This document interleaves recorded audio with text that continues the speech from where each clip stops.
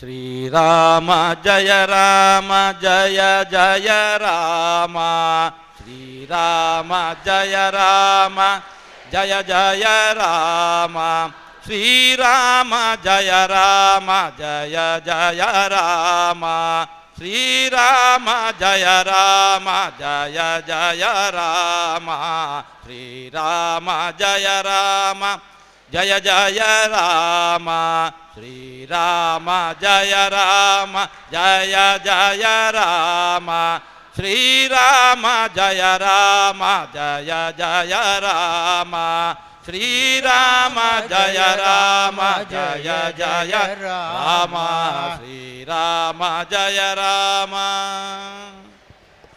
ಜೈ ಶ್ರೀರಾಮ್.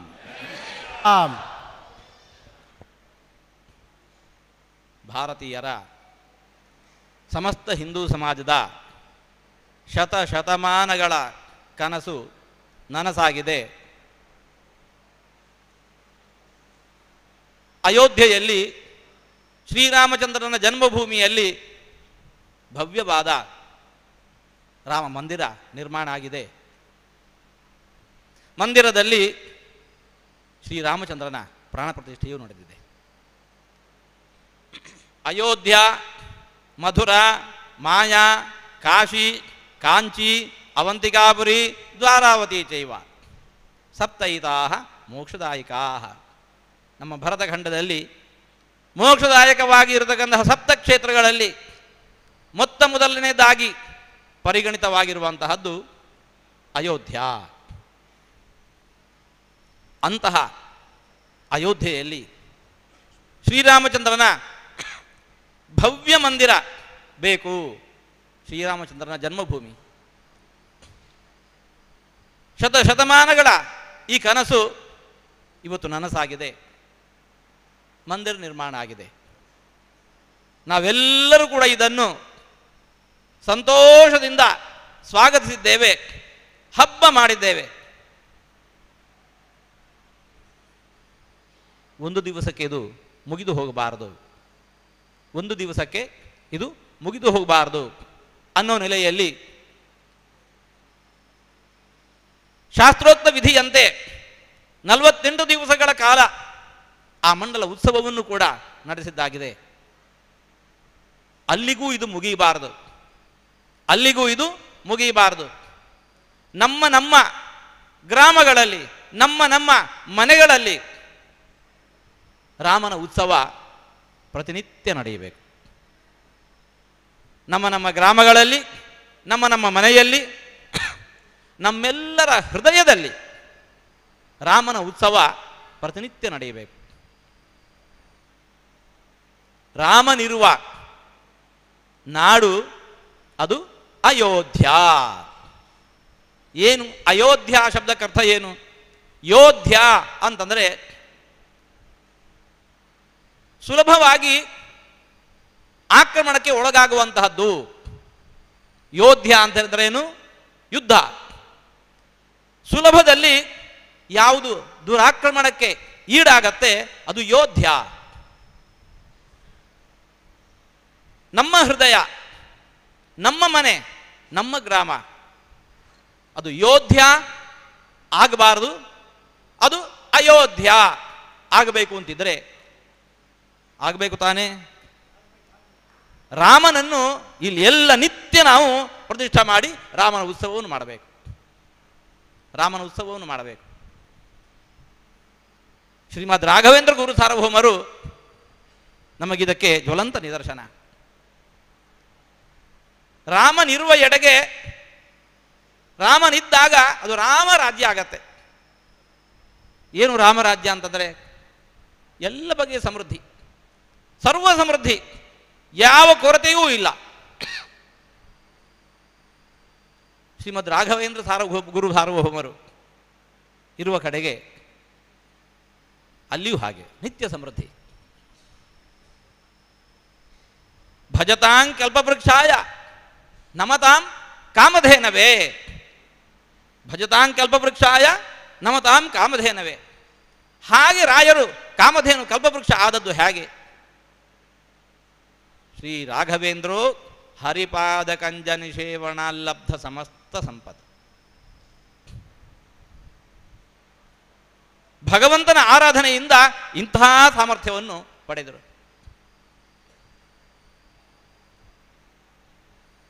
ಅವರ ಹೆಸರೇ ನೋಡಿ, ಏನು? ರಾಘವೇಂದ್ರ. ಯಾರ ನಾಮ ಇದು? ಇದು ರಾಮನ ನಾಮ. ಇದು ರಾಮನ ನಾಮ. ರಘುಕುಲದಲ್ಲಿ ಬಂದವರೆಲ್ಲರೂ ಕೂಡ ರಾಘವರು. ಅವರಲ್ಲಿ ಇಂದ್ರ ಸರ್ವಶ್ರೇಷ್ಠನಾಗಿರುವವನು ರಾಘವೇಂದ್ರ, ರಾಮಚಂದ್ರ. ಆ ಶ್ರೀರಾಮಚಂದ್ರನ ಆರಾಧನೆಯಿಂದ, ರಾಮನ ಆರಾಧನೆಯಿಂದ ಕಾಮಧೇನು ಕಲ್ಪವೃಕ್ಷ ಆಗಿ ಹೋದರು. ಇಂತಹ ರಾಮನ ಆರಾಧನೆ ರಾಯರು ನಮಗೆ ಮಾಡಿ ತೋರಿಸಿದ್ದಾರೆ. ಇಂತಹ ಆರಾಧನೆಯಿಂದ ಅದರ ಫಲ ಏನು ಅನ್ನೋದನ್ನು ಪ್ರತ್ಯಕ್ಷ ನಮಗೆ ತೋರಿಸಿಕೊಟ್ಟಿದ್ದಾರೆ. ಅದು ಆವತ್ತು ಮಾತ್ರ ಅಲ್ಲ, ಇವತ್ತಿಗೂ ಅದು ಮುಂದುವರಿತಾ ಇದೆ. ಇವತ್ತಿಗೂ ಮುಂದುವರಿತಾ ಇದೆ. ಅಂತಹ ಸಮೃದ್ಧಿ ನಾವು ನೀವು ಬೇಕು ಅಂತ ನಾವು ಬಯಸ್ತಾ ಇದ್ದೇವೆ. ನಮ್ಮ ಹೃದಯವೂ ಕೂಡ ರಾಮನ ಮಂದಿರ ಆಗಬೇಕು.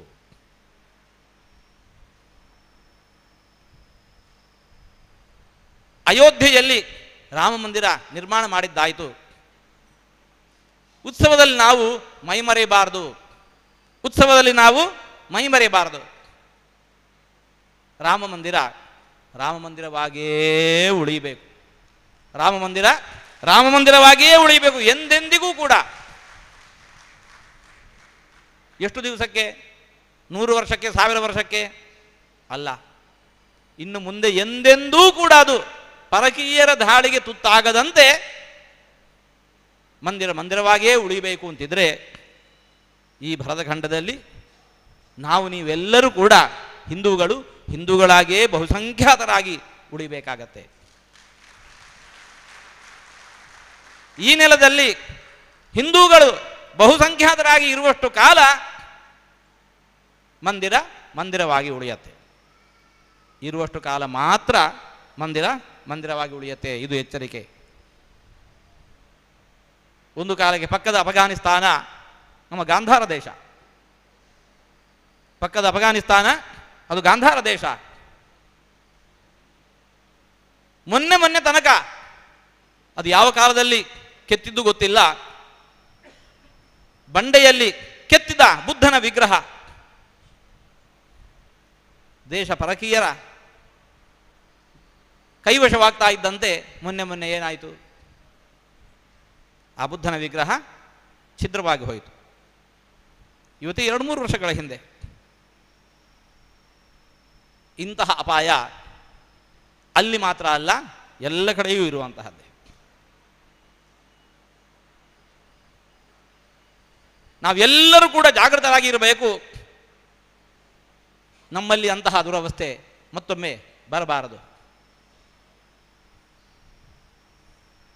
ಆಧ್ಯಾತ್ಮಿಕವಾಗಿ, ಧಾರ್ಮಿಕವಾಗಿ ನಾವು ಎಂದೆಂದೂ ಕೂಡ ಪರಕೀಯರಾಗಿಲ್ಲ. ನಾವು ಪರಕೀಯರಿಗೆ ಕೈವಶರಾಗಿಲ್ಲ. ಆದರೆ ರಾಜಕೀಯವಾಗಿ ಆಗಾಗ್ಗೆ ಇಂತಹವೆಲ್ಲ ನಡೆದಿದ್ದಾವೆ. ಮತ್ತೆ ಪುನಃ ನಾಡಿದ್ದು ಸಾರ್ವತ್ರಿಕ ಚುನಾವಣೆ ಬರ್ತಾ ಇದೆ. ಸಾರ್ವತ್ರಿಕ ಚುನಾವಣೆ ಬರ್ತಾ ಇದೆ. ಮಂದಿರವನ್ನಾಗಿ ಉಳಿಸುವ ಸರ್ಕಾರವನ್ನು ನಾವು ತಂದರೆ ಮಾತ್ರ ಮಂದಿರವಾಗಿ ಉಳಿಯುತ್ತೆ.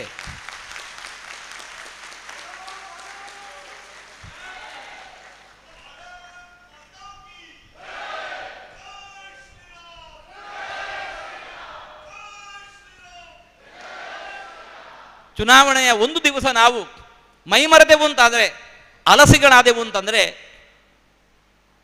ಅಪಾಯ ತಪ್ಪಿದ್ದಲ್ಲ.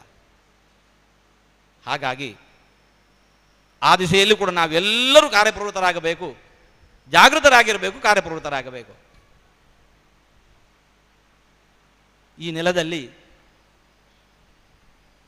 ಮಂದಿರಗಳಾಗಿ ಉಳಿಯೋದು ಹಿಂದೂಗಳಾಗಿ ಉಳಿದಾಗ ಮಾತ್ರ. ನಾವು ನೀವು ಎಷ್ಟು ದಿವಸ ಉಳಿತೇವೆ? ನಾವು ನೀವು ಎಷ್ಟು ದಿವಸ? ಜಾತಸ್ಸೇಹಿ ಧ್ರುವೋ ಮೃತ್ಯು. ಹಾಗಾದರೆ ನಾವು ಉಳಿಯೋದಲ್ಲ, ನಮ್ಮ ಸಂತತಿ ಆಚಂದ್ರಾರ್ಕವಾಗಿ ನೆಲದಲ್ಲಿ ಹಿಂದೂಗಳಾಗಿ ಉಳಿಯಬೇಕು. ಅದು ಉಳಿಯಬೇಕು ಅಂತಿದ್ರೆ ನಾವು ಇವತ್ತಿನಿಂದಲೇ ಕಾರ್ಯಪ್ರವೃತ್ತರಾಗಬೇಕು. ಹಾಗೆ ಮಕ್ಕಳಿಗೆ ಆ ಸಂಸ್ಕೃತಿಯನ್ನು ನಾವು ತುಂಬಿಕೊಡಬೇಕು. ಇವತ್ತು ನಾವು ಈ ದಿಶೆಯಲ್ಲಿ ಮೈ ಮರೆತಿದ್ದೇವೆ. ಮನೆಯಲ್ಲಿ ನಮ್ಮ ಮಕ್ಕಳಿಗೆ ನಮ್ಮ ಸಂಸ್ಕೃತಿಯ ಪರಿಚಯ ಮಾಡಿಕೊಡ್ತಾ ಇಲ್ಲ. ಶಾಲಾ ಕಾಲೇಜುಗಳಲ್ಲಿ ಅಂತಹ ಶಿಕ್ಷಣ ಅದು ಬ್ಯಾನ್ ಆಗಿದೆ. ಮನೆಯಲ್ಲಿ ಕೊಡ್ತಾ ಇಲ್ಲ. ಹಿಂದೂ ಸಮಾಜಕ್ಕೆ ಉಳಿಗಾಲ ಎಷ್ಟು ದಿವಸ?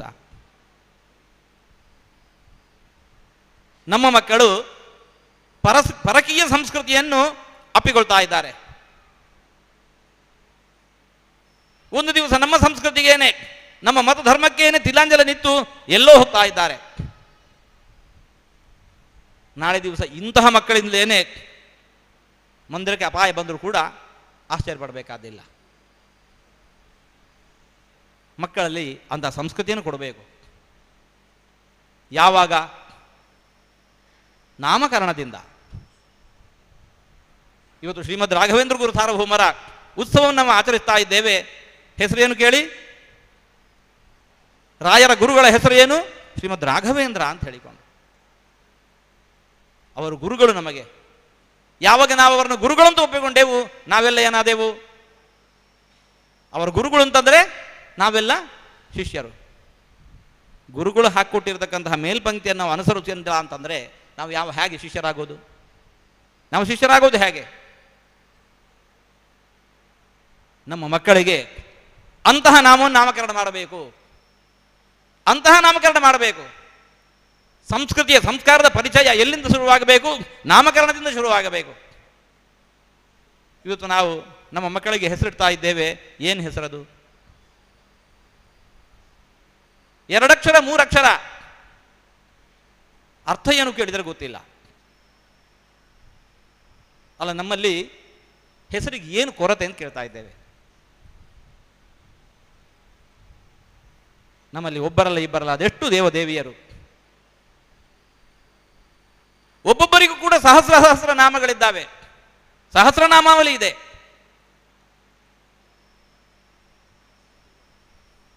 ನಾಲ್ಕು ವೇದಗಳಿದ್ದಾವೆ, ಉಪನಿಷತ್ತುಗಳಿದ್ದಾವೆ, ಮಹಾಭಾರತ ಇದೆ, ಅಷ್ಟಾದಶ ಪುರಾಣಗಳಿದ್ದಾವೆ, ರಾಮಾಯಣ ಇದೆ. ಇಲ್ಲಿಂದ ಒಂದು ಹೆಸರನ್ನು ಎತ್ತಿಕೊಂಡು ಮಕ್ಕಳಿಗಿಟ್ರೆ ನಾಳೆ ದಿವಸ ತನ್ನ ಹೆಸರಿನ ಹಿನ್ನೆಲೆ ಏನು ಅಂತ ಹುಡುಕೊಂಡು ಹೋದಾಗಾದರೂ ಸರಿಯೇ ಇಷ್ಟು ವಿಪುಲವಾದ ಸಾಹಿತ್ಯದ ಪರಿಚಯ ಆಗತ್ತೆ. ಆ ಮೂಲಕ ನಮ್ಮ ಸಂಸ್ಕೃತಿಯ ಪರಿಚಯ ಆಗತ್ತೆ. ಇದೇ ವಿಮತಿಯರನ್ನು ಗಮನಿಸಿ. ಮಕ್ಕಳಿಗೇನು ಹೆಸರಿಡ್ತಾ ಇದ್ದಾರೆ? ಅವರ ಸಂಸ್ಕೃತಿಯ ಪರಿಚಯ ನಿರಂತರವಾಗಿ ಉಳಿಯುವಂತಹ ಹೆಸರನ್ನಿಡ್ತಾ ಇದ್ದಾರೆ. ನಾವು ಮೈ ಮರೆತಿದ್ದೇವೆ. ನಾವು ಮಕ್ಕಳಿಗೆ ಸಂಸ್ಕೃತಿ ಕೊಟ್ಟಿಲ್ಲ, ಶಾಲಾ ಕಾಲೇಜುಗಳಲ್ಲಿ ಕೊಡಿಸ್ತಾ ಇಲ್ಲ. ಅರ್ಥಶೂನ್ಯವಾದ ಹೆಸರನ್ನು ಇಟ್ಟೆವು ಅಂತಂದರೆ ನಾಳೆ ದಿವಸ ತನ್ನ ಸಂಸ್ಕೃತಿ ಏನಂತ ಮಗುವಿಗೆ ಹುಡುಕೊಂಡು ಹೋಗ್ಲಿಕ್ಕೆ ಕೂಡ ದಾರಿ ಇಲ್ಲ. ಹಾಗೆ ಮಾಡಬೇಡಿ. ಮಕ್ಕಳಿಗೆ ಒಳ್ಳೆ ಹೆಸರು ಹೇಳಿ. ನಮ್ಮ ಸಂಸ್ಕೃತಿ ಉಳಿಯಲಿ. ಸಂಸ್ಕೃತಿ ಉಳಿದರೆ ಮಾತ್ರ ಮಂದಿರ ಉಳಿಯತ್ತೆ. 500 ವರ್ಷಗಳ ನಮ್ಮ ಹೋರಾಟ ಅದು ಸಾರ್ಥಕವಾಗತ್ತೆ. ಅದೆಲ್ಲ ಅಂತ ಆದದ್ದಾದರೆ ಇಷ್ಟು ಹೋರಾಟ ಯಾಕೆ ಬೇಕು? ರಾಮ ಮಂದಿರಗಳಿಗೆ ನಮ್ಮಲ್ಲಿ ಏನು ಕೊರತೆ ಇದೆ? ಇದು ಯಾಕೆ ಬೇಕು?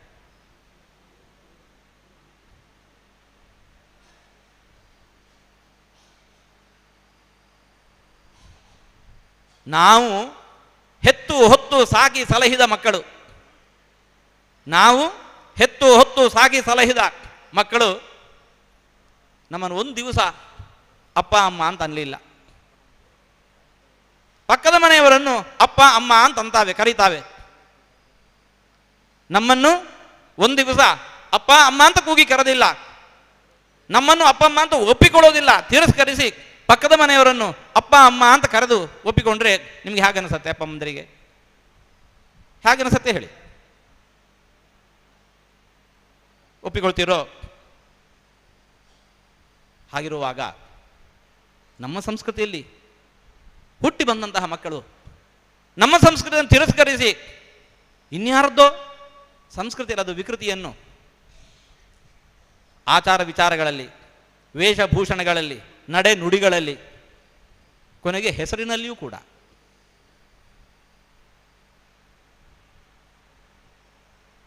ಒಪ್ಪಿಗೆಯಾ?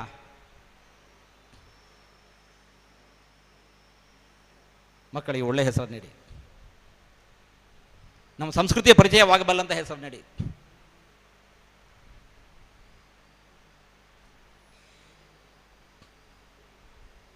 ಬೆಂಗಳೂರಿನಲ್ಲಿ ಒಬ್ಬರ ಮನೆಗೆ ಹೋಗಿದ್ವಿ. ದೊಡ್ಡ ಸಾಮಾಜಿಕ ಧುರೀಣ ಅವರು. ಅವರ ಮನೆಯಲ್ಲಿ ಅವರ ಅಜ್ಜಂದಿರು ಹಿಂದೆ ಎಲ್ಲ ಒಬ್ಬರಿಬ್ಬರು ಇರ್ತಾ ಇದ್ದಾರೆ, 4-5 ಮಂದಿ ಇರ್ತಾ ಇದ್ರು. ಎಲ್ರಿಗೂ ರಾಮರ ಹೆಸರು. ಅಣ್ಣ ತಮ್ಮಂದಿರಿಗೆ ಎಲ್ರಿಗೂ ರಾಮರ ಹೆಸರು. ಮಕ್ಕಳೆಲ್ಲರಿಗೂ ಕೂಡ 10-12 ಮಂದಿ ಮಕ್ಕಳು, ಎಲ್ಲರಿಗೂ ರಾಮ ಅಂತ ಹೆಸರು. ಮಕ್ಕಳಿಗೆ, ಮರಿಮಕ್ಕಳಿಗೆ, ಮರಿಮೊಮ್ಮಕ್ಕಳಿಗೆ ಎಲ್ರಿಗೂ ಕೂಡ ರಾಮ ಅಂತ ಹೆಸರು.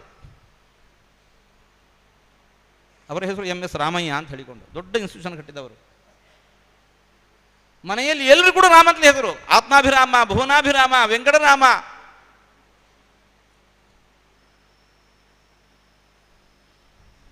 ನಾವು ಯಾಕೆ ಮೈ ಮರಿತೇವೆ? ಈಗಲೂ ಕಾಲ ಮಿಂಚಿಲ್ಲ, ಹೆಸರು ಇಟ್ಟಾಗಿದೆ, ತೊಂದರೆ ಇಲ್ಲ. ಹೆಸರು ಬದಲಿಸಿ, ಹೆಸರು ಬದಲಿಸಿ. ಕೋರ್ಟಲ್ಲಿ ಹೋಗಿ ಮಾಡಿಸ್ಕೊಂಡು ಬರ್ಲಿಕ್ಕೆ ಬರತ್ತೆ. ನಾವು ಮಾಡಿಲ್ಲ ಅಂತಂದರೆ, ನಾವು ನಮ್ಮ ಕೈಯಾರೆ ಮಾಡಿಲ್ಲ ಅಂತ ಹೇಳಿದರೆ ಮಕ್ಕಳು ಅವರ ಕೈಯಾರೆ ಮಾಡ್ಕೋತಾರೆ, ನಾಳೆ ಹೆಸರು ಬದಲಿಸ್ಕೋತಾರೆ. ನಮ್ಮ ಸಂಸ್ಕೃತಿಯಿಂದ ಹೊರಗೆ ಹೋಗಿ ಒತ್ತಡಕ್ಕೋ ಆಮಿಷಕ್ಕೋ ಇನ್ಯಾವುದಕ್ಕೋ ಬಲಿಯಾಗಿ ನಮ್ಮ ಸಂಸ್ಕೃತಿಯಿಂದ ಹೊರಗೆ ಹೋಗಿ ಮರುದಿವಸ ಹೆಸರು ಬದಲಿಸ್ಕೋತಾ ಇದ್ದಾರೆ. ನಡೀತಾ ಉಂಟೋ ಇಲ್ಲೋ? ಒಪ್ಪಿಗೆ ಇದು ಇಲ್ಲ ಅಂತಂದರೆ ಇವತ್ತು ಶುರುವಾಗಲಿ. ಯಾರೊಬ್ಬರು ಹಿರಿಯರು ಮುಂದೆ ಬನ್ನಿ, ಊರಿನ ಹಿರಿಯರು ಮುಂದೆ ಬನ್ನಿ. ನಮ್ಮ ಮಗುವಿಗೆ ನಾಳೆ ದಿವಸ ನಮ್ಮ ಊರಿನ ದೇವಸ್ಥಾನದಲ್ಲಿ, ಗ್ರಾಮ ದೇವಸ್ಥಾನದಲ್ಲಿ ಪುನರ್ನಾಮಕರಣ ಕಾರ್ಯಕ್ರಮ ಇಟ್ಟುಕೊಂಡಿದ್ದೇವೆ. ಇನ್ನೂ ಯಾರಾದರೂ ಬರುವವರಿದ್ದರೆ ಎಲ್ಲ ಬನ್ನಿ. ದೊಡ್ಡ ಒಂದು ಆಂದೋಲನ ಶುರುವಾಗಲಿ, ದೊಡ್ಡ ಆಂದೋಲನ ಶುರುವಾಗಲಿ. ಮಕ್ಕಳಿಗೆ ನಮ್ಮ ಸಂಸ್ಕೃತಿಯ ರಾಮನ ನೆನಪು ತರುವಂತಹ, ಅವನ ಸಂಸ್ಕೃತಿ ನೆನಪಿಸುವಂತಹ ಹೆಸರನ್ನು ಮಕ್ಕಳಿಗಿಡಿ. ನಮ್ಮ ಮಕ್ಕಳ ಹೃದಯದಲ್ಲಿ ರಾಮ ತುಂಬಿ ನಿಲ್ಲಿ. ಆವಾಗ ಮಾತ್ರ ಅವರು ಕೂಡ ಅಯೋಧ್ಯ ಆಗ್ತಾರೆ. ಅವರು ಅಯೋಧ್ಯ. ಮತ್ತೊಬ್ಬರ ಆಕ್ರಮಣಕ್ಕೆ ಅವರು ಸಿಕ್ಕೋದಿಲ್ಲ. ರಾಮನ ಹೆಸರಿಡಿ, ಅವರ ಹತ್ರ ಬರೋದಿಲ್ಲ. ಅದಲ್ಲ ಅಂತ ಆದದ್ದಾದರೆ ನಮ್ಮ ಮಕ್ಕಳು ಕೂಡ ಯೋಧ್ಯ, ದುರಾಕ್ರಮಣಕ್ಕೆ ಈಡಾಗ್ತಾರೆ. ನಮ್ಮ ಮನೆ ದುರಾಕ್ರಮಣಕ್ಕೆ ಈಡಾಗತ್ತೆ, ನಮ್ಮ ಸಂಸ್ಕೃತಿ ಹೋಗತ್ತೆ, ಮಂದಿರ ಹೇಗೆ ಉಳಿಯತ್ತೆ? ಶ್ರೀಮದ್ ರಾಘವೇಂದ್ರ ಗುರು ಸಾರ್ವಭೌಮರು ನಮಗೆ ಗುರುಗಳಾಗಿ ನಿಂತಿದ್ದಾರೆ. ಅವರಲ್ಲಿ ಹಾಗೆ ರಾಮನ ಹೆಸರಿದೆ. ಕಾಮಧೇನು ಕಲ್ಪವೃಕ್ಷ ಆಗಿಬಿಟ್ಟಿದ್ದಾರೆ. ನಮ್ಮ ಮಕ್ಕಳು ಕೂಡ ಹಾಗೆ ಕಾಮಧೇನು ಕಲ್ಪವೃಕ್ಷ ಆಗಬೇಕು, ಅಯೋಧ್ಯ ಆಗಬೇಕು, ಯೋಧ್ಯ ಆಗಬಾರದು. ರಾಯರು ತೋರಿದ ಮೇಲ್ಪಂಕ್ತಿಯನ್ನು ನಾವೆಲ್ಲರೂ ಕೂಡ ಅನುಸರಿಸೋಣ. ಇವತ್ತು ಶ್ರೀಮದ್ ರಾಘವೇಂದ್ರ ಗುರು ಸಾರ್ವಭೌಮರ ಈ ಉತ್ಸವನ್ನೇನು ನಾವೇನು ಆಚರಿಸ್ತಾ ಇದ್ದೇವೆ, ಇಲ್ಲೇ ನಾವೆಲ್ಲ ಇಷ್ಟು ಮಂದಿ ಬಂದು ಸೇರಿದ್ದೇವೆ. ಆ ಉತ್ಸವಕ್ಕೆ ನಾವೆಲ್ಲ ಬಂದು ಪಾಲ್ಗೊಂಡದ್ದು ಸಾರ್ಥಕ ಆಗಲಿ ಅಂತ ಆಶಿಸ್ತಾ,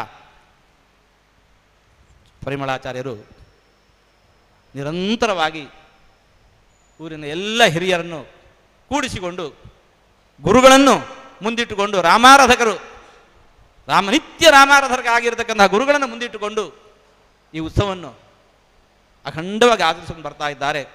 ಅವರಿಗೂ ಇದರ ಜೊತೆ ಕೈ ಜೋಡಿಸಿರತಕ್ಕಂತಹ ಎಲ್ಲರಿಗೂ ಕೂಡ ಗುರುಮುಖೇನ ಭಗವಂತ ಅನುಗ್ರಹವನ್ನು ಪ್ರಾರ್ಥಿಸ್ತಾ ಮಾತನ್ನು ಮುಕ್ತಾಯಗೊಳಿಸ್ತಾ ಇದ್ದೇವೆ. ಎಲ್ಲರಿಗೂ ಉಳಿತಾಯ. ಹರೇ ಶ್ರೀನಿವಾಸ. ಸ್ವಾಮಿಗಳು ಚಿಕ್ಕದಾದರೂ ಕೂಡ ಚೊಕ್ಕವಾದ ಸಂದೇಶವನ್ನು ಕೊಟ್ಟರು. ಅವರು ಮಾತಿನ ಪ್ರತಿಯೊಂದು ಮಾತು ಕೂಡ ಸುಮ್ಮನೆ ಈ ಕಿವಿಯಿಂದ ಕೇಳಿ ಈ ಕಿವಿಯಿಂದ ಬಿಡುವಂತೆ ಮಾತುಗಳಲ್ಲ. ದಯವಿಟ್ಟು ಎಚ್ಚರದಿಂದ ಮಾಡ್ಕೊಳ್ರಿ. ಮನೆಗೆ ಹೋಗಿ ಒಂದು ನೋಟ್ ಮಾಡ್ಕೊಳ್ರಿ. ನೋಟ್ ಮಾಡಿಕೊಂಡು ಸ್ವಾಮಿಗಳ ಮಾತನ್ನು ಎಷ್ಟರ ಮಟ್ಟಿಗೆ ನಾವು ಪಾಲಿಸಬಹುದು, ಬಿಟ್ಟರೆ ಏನು ಅನರ್ಥ ಎಲ್ಲವನ್ನೂ ಕೂಡ ಅಕ್ಷರಕ್ಷರ ಬಿಡಿಸಿ ಬಿಡಿಸಿ ಬಿಡಿಸಿ ಹೇಳಿದ್ದಾರೆ. ಅದು ಅವ್ರನ್ನೇ ಕೇಳೋಣ. ಸ್ವಾಮಿ, ನಮಗೆ ನಾವು ಯೋಧ್ಯರಾಗೋದು ಬೇಡ, ಅಯೋಧ್ಯರಾಗುವಂತೆ ಅನುಗ್ರಹ ಮಾಡಿರಿ. ದೇವರಲ್ಲಿ ನೀವು ನಮ್ಮೆಲ್ಲರ ಪ್ರಾರ್ಥನೆ ಮಾಡಿರಿ. ತತ್ವ ನಾವೆಲ್ಲರೂ ಕೂಡ ಅಯೋಧ್ಯರಾಗಿರೋದಕ್ಕೆ ಅಪೇಕ್ಷೆ ಪಡ್ತೇವೆ ಅಂತ ಸಭಾ ಮೂಲಕವಾಗಿ ಸ್ವಾಮಿಗಳಿಗೆ ನಾವೆಲ್ಲರೂ ಕೂಡ ಮಾತು ಕೊಡೋಣ. ಹರೇ ಶ್ರೀನಿವಾಸ, ಜೈ ಶ್ರೀರಾಮ್.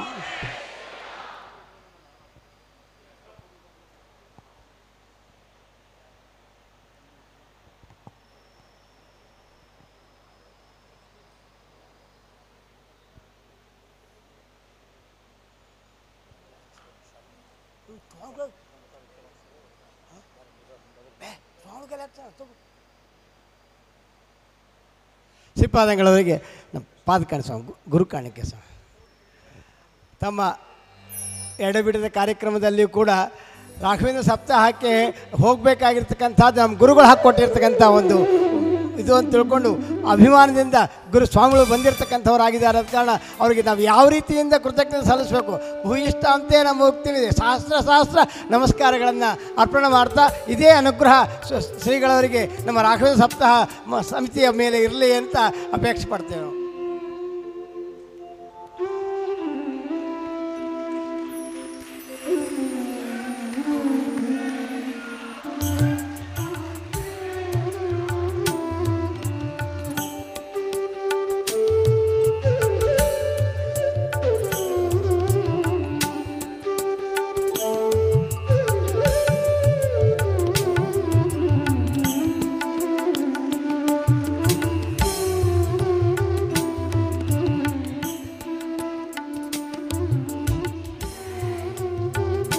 ದಾವಣಗೆರೆಯ ಸಮಿತಿಯ ಪರ ರಾಘವೇಂದ್ರ ಸಪ್ತಾಹ ಮಹೋತ್ಸವ ಸಮಿತಿಯ ಪರವಾಗಿ ಗುರುಗಳಿಗೆ ಕಾಣಿಕೆಯನ್ನು ಸಮರ್ಪಣೆ ಮಾಡ್ತಾ ಇದ್ದಾರೆ.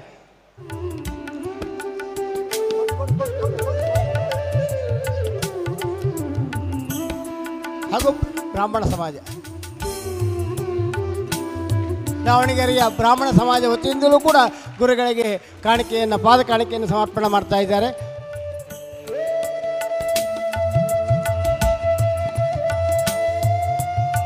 ಶ್ರೀರಾಮ ಜಯ ರಾಮ ಜಯ ಜಯ ರಾಮ.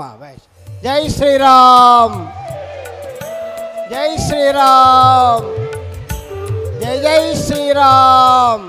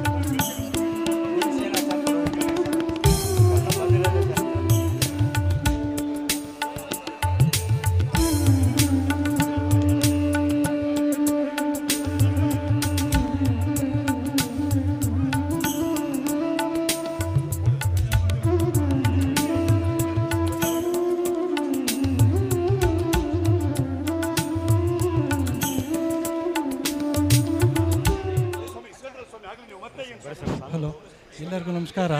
ದಾವಣಗೆರೆ ವಿಶ್ವವಿದ್ಯಾಲಯದಿಂದ HP ಮಂಜುನಾಥ್, ವ್ಯಂಗ್ಯಚಿತ್ರಕಾರರು, ಫೋಟೋಗ್ರಫರ್, ಕರ್ನಾಟಕ ರಾಜ್ಯ ಪ್ರಶಸ್ತಿ ವಿಜೇತರಿಗೆ ಗುರುಗಳಿಂದ ಹಾಗೂ ರಾಘವೇಂದ್ರ ಸಪ್ತಾಹ ಮಹೋತ್ಸವ ಕಮಿಟಿಯಿಂದ ಸನ್ಮಾನ ಮಾಡ್ತಾ ಇದ್ದಾರೆ. ಎಲ್ಲರ ಪರವಾಗಿ ಹತ್ಪೂರ್ವಕ ಅಭಿನಂದನೆಗಳು.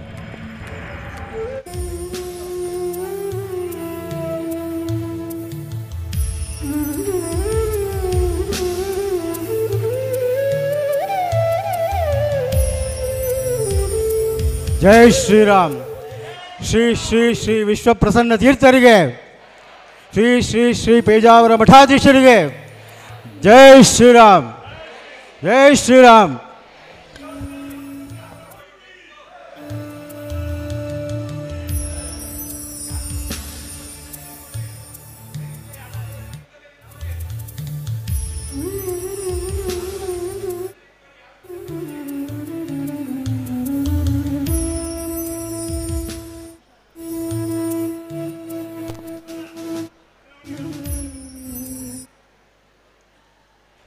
ಮುಂದಿನ ಭಜನಾ ಮಂಡಳಿಗಳ ಸದಸ್ಯರು ದಯವಿಟ್ಟು ವೇದಿಕೆಗೆ ಬರಬೇಕು.